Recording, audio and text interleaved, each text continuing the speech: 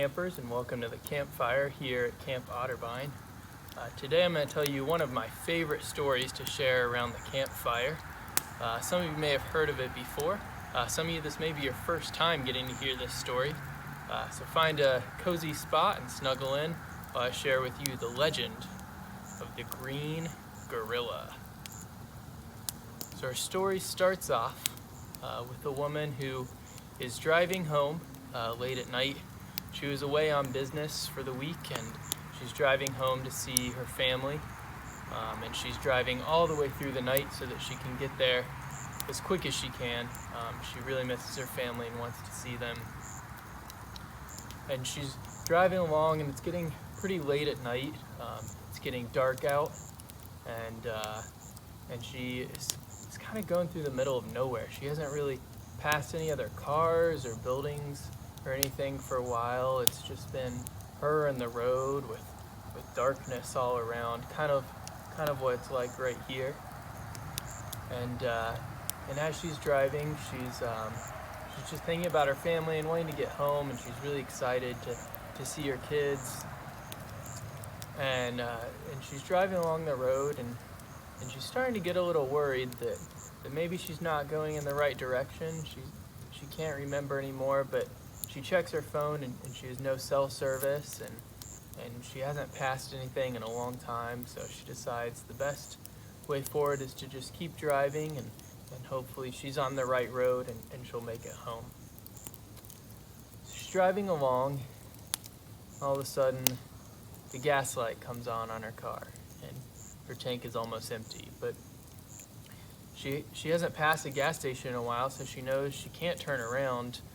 She won't make it back anywhere, so she just hopes that something will come up ahead, and hopefully she can find maybe a gas station or someone who can help her out as she's going. So she keeps driving, and she's going a little further and a little further, and she's starting to get a little more worried now. She's been going a while, and she doesn't sure how much longer her car is going to make it, but she's just holding out hope that she can find someone or someplace to help her. It's getting very late now. It must be almost midnight, and pitch black all around. And her car starts to putter and slow down a little bit, and it coasts to a stop right on the side of the road. So she pulls out her phone again, and still no service, no way to call for help. So she kind of looks around and doesn't really see anything. So she waits a while and hopes that maybe someone will drive by and they can help her out, maybe drive her to a gas station, or call a tow truck for her so that she can get back on the road and get home. She sits in her car for a while, and she's waiting, and she must be sitting there almost an hour, and still nothing passes, no one. So she gets out of her car, and she's pretty worried right now, but she starts to look around outside of the car, and way off in the distance, she can just make out the faintest light. So she decides, this is my only hope. Maybe there's a house out there or a farm, and someone can help me out. Maybe have a spare gas tank that I can put a few gallons in my car and get back on the road and make it back home. So she starts walking off towards that light. It's so far away, she can just barely make it out off in the distance. So she keeps walking towards it. She's been walking and walking. She must have gone 2 miles through a field, and the light's getting a little brighter and a little brighter, but it's still off in the distance. And she comes up to a fence. The fence is about 10 feet tall. She looks to her left, and it goes as far as she can see to her left. She looks to the right, and it keeps going as far as she can see to the right.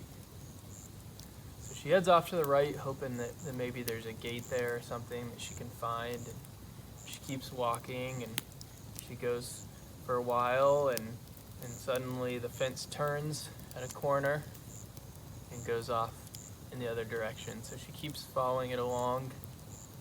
She's walking further and further, and still no gate or no way to go through. She comes up to another corner and turns and keeps walking. She's made it all the way around this light now, so she can still see this light off to the side. And she keeps walking. She turns a corner again and goes another ways and realizes that she's gone in a full square around this fence, and there's no gate, no way to get through. So the only way is to climb over it. So she starts to climb over this fence. Like I said, it's about 10 feet tall, so she's a little worried, but she thinks she can make it over. So she starts climbing up. She gets up to the top, slips a little bit, but catches herself. Climbs back down the other side. She hits the other side, and she can see that light. It's getting a little brighter now, and so she keeps walking towards it. She keeps walking.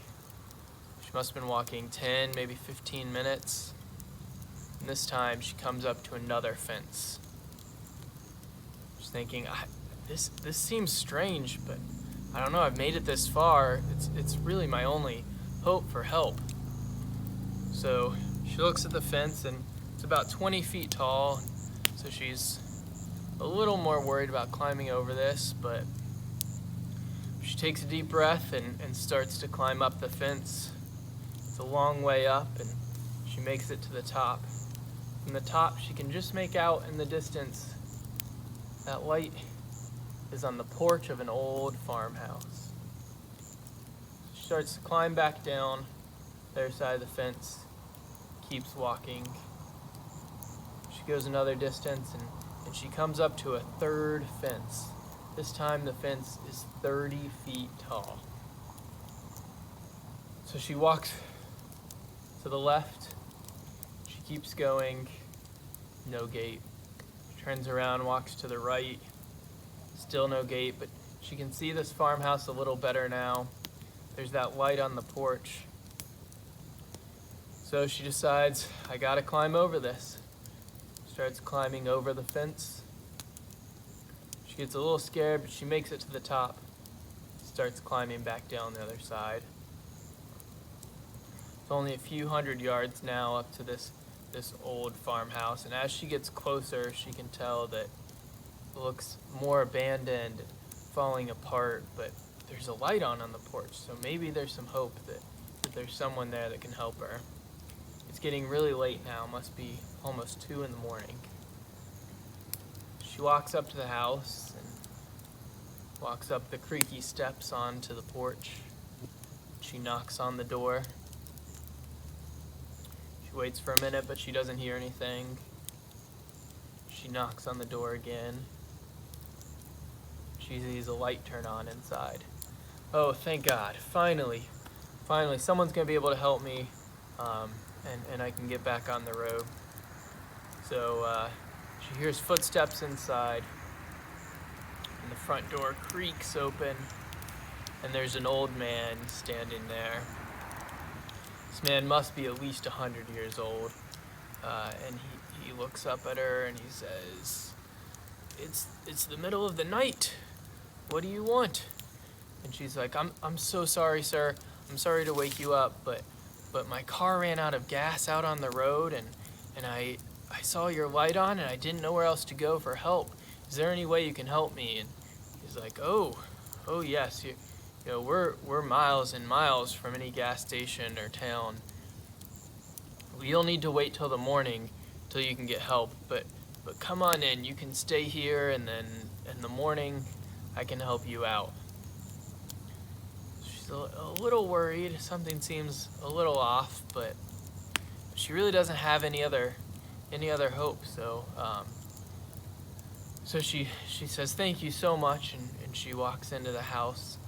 And the old man starts taking her up the stairs and says, you can come up here and stay in my guest room, and then in the morning I'll help you out. But I do have one rule. So she's a little concerned. This seems a little strange, but But this man is helping her out, and she's so thankful, and so she says, yes, anything, any rule. He says, whatever you do, don't touch the green gorilla.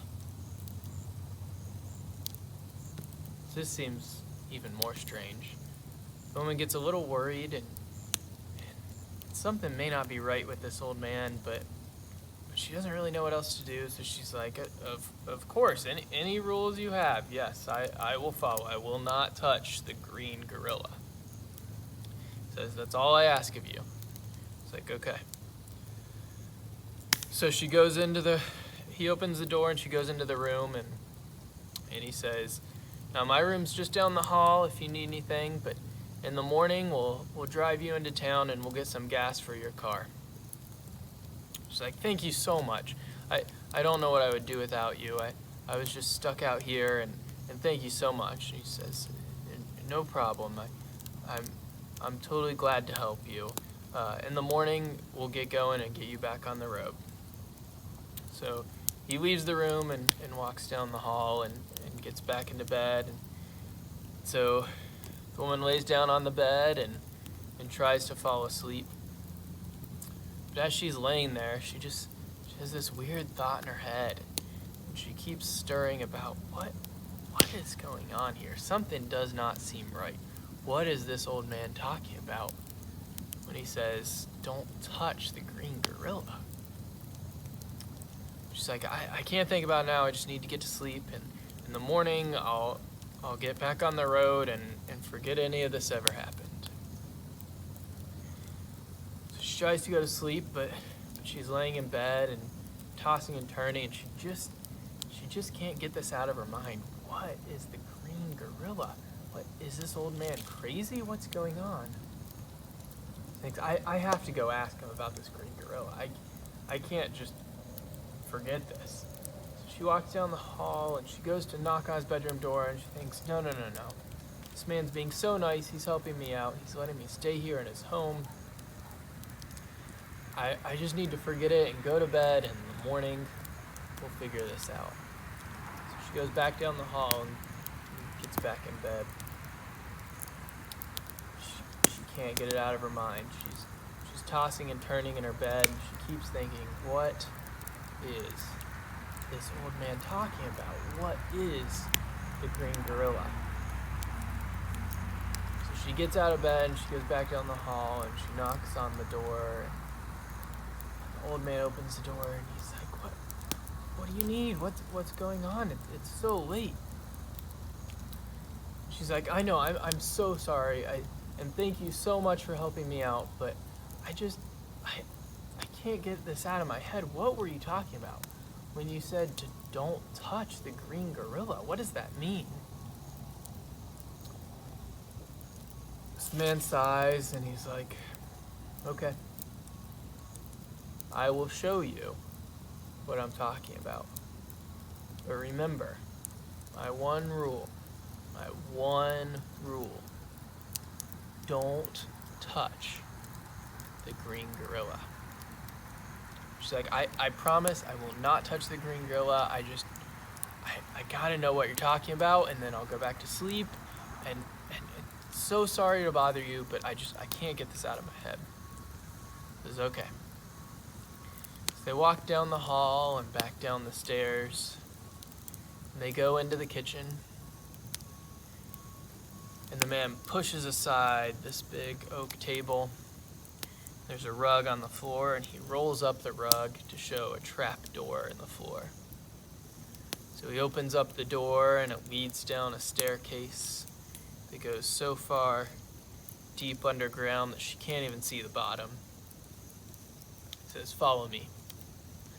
He starts walking down the stairs, and at this point, she's really worried. Something is going on, and just something doesn't seem right. But she has to know what he's talking about. What is the green gorilla?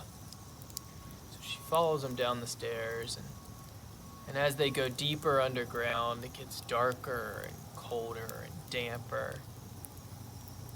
They get to the bottom of the stairs, and there's this huge solid wooden door at the bottom of the stairs. The man pulls a key ring out of his back pocket.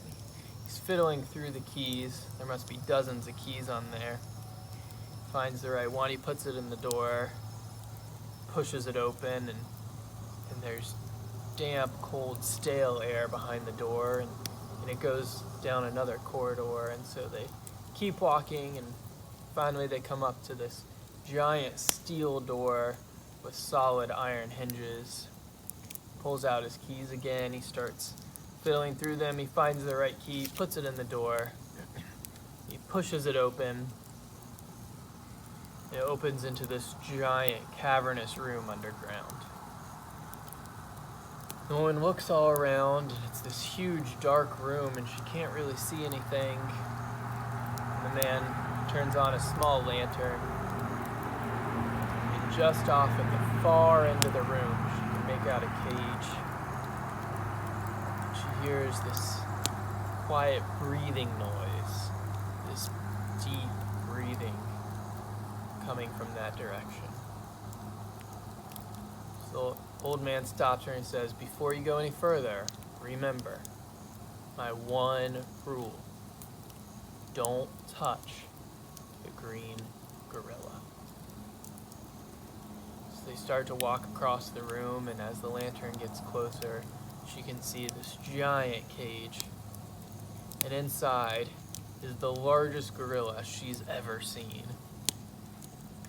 And the fur, something about the fur on this gorilla just seems strange.